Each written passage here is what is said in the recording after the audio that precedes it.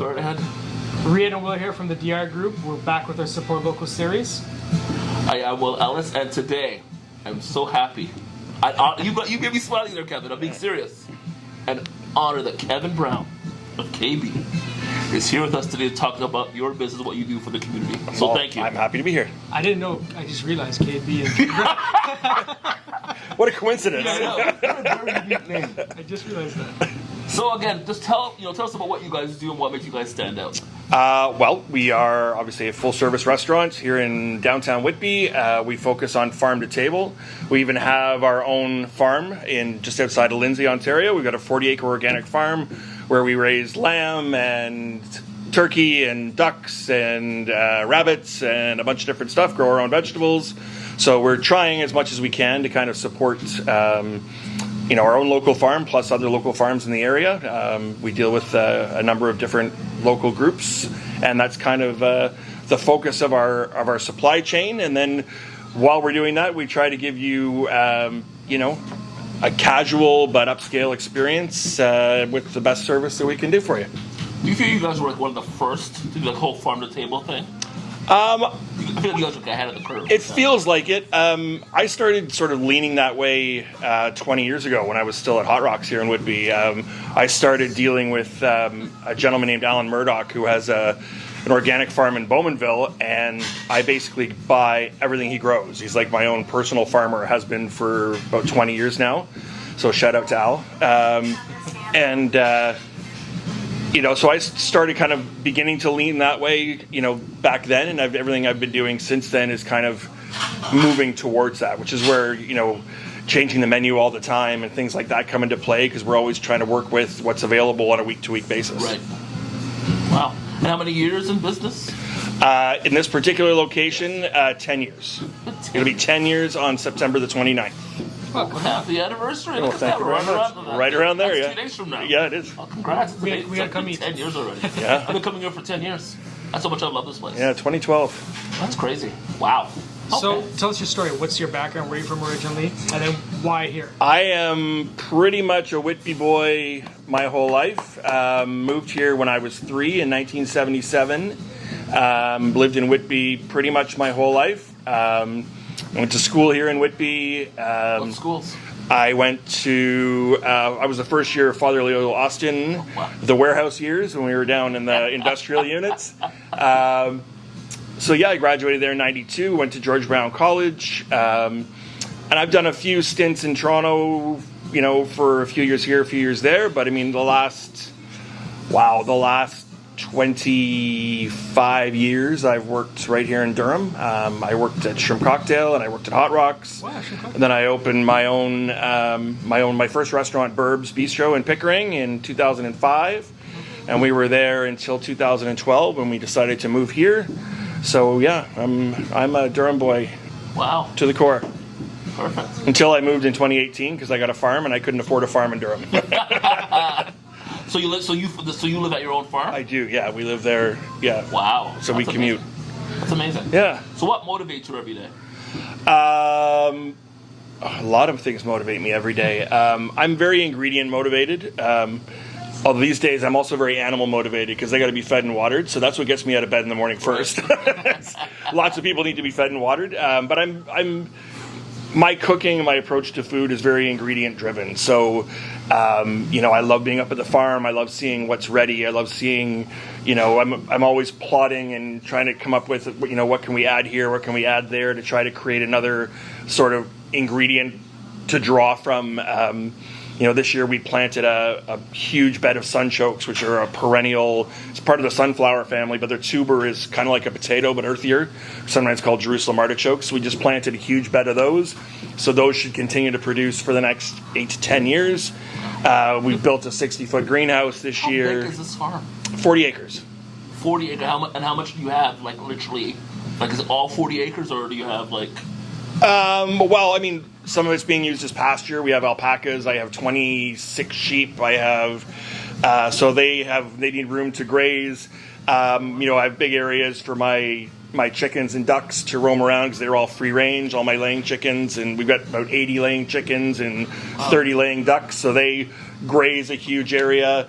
Another area is vegetable gardens. I've got my pigs in another paddock in the back, so there's sort of something going on everywhere. We should interview there. We should interview at your farm, honestly. Well, next time. 100%, because I'm curious. Because here's the thing, so then who helped you with all of this? That's a lot of land. Right now, it's predominantly me, my wife, and my son. Wow.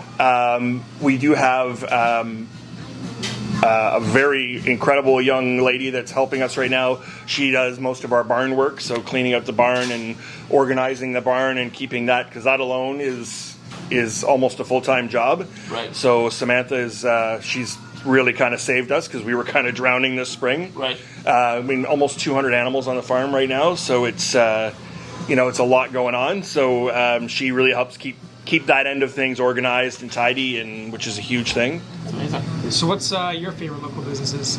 Some of my favorite local businesses. Anything could be restaurants. I love, keeps me moving.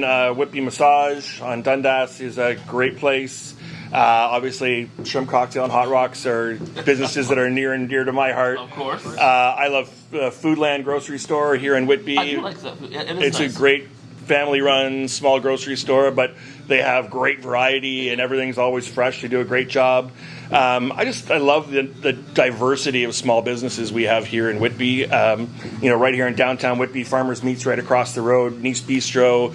These are all great businesses. My neighbor Brian here with the Computer and Parts Direct. It's there's lots of great little niche businesses in downtown Whitby if we can support the independents and 100%. keep it going. What's your favorite thing to eat?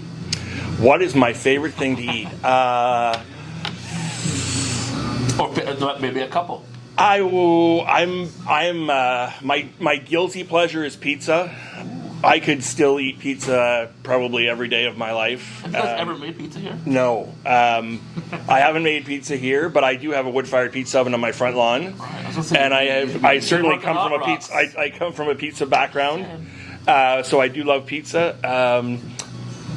Meat-wise, I love lamb. I love fresh vegetables.